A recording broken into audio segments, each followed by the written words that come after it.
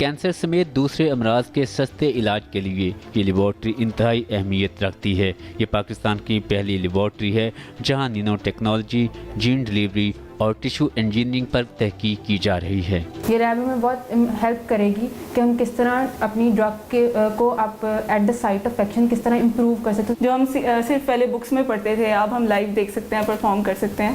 یہ کارنامہ پنجاب یونیورسٹی کے پروفیسر ڈاکٹر ذیشان دانش اور ان کے ساتھیوں نے سر انجام دیا ہے۔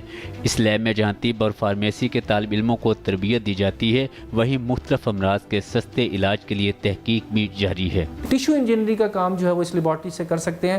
مثال کے طور پہ اگر کوئی بندہ جل گیا ہوا ہے تو اس کی جو سکن ہے اگر ہم نے ریپیئر کرنی ہے تو ہم آرٹیفیشل سکن بنا سکتے ہیں، ہم میڈیکیٹڈ کنٹیکٹ لینزز بنا سکتے ہیں۔ لیب میں جدید ترین آلات اور مشینری استعمال کی جا رہی ہے جو صرف جدید ممالک میں ہی دستیاب ہے۔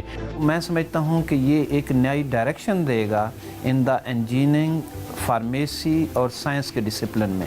لیب منتظمین کا کہنا ہے کہ ایسی لیب دوسرے صوبوں میں بھی بنائی جانی چاہیے تاکہ میڈیکل سائنس میں پاکستان کا نام مزید روشن ہو۔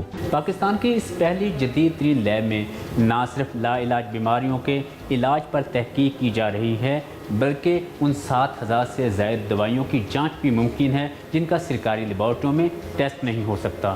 Asif Mahmood, Express News, Lahore.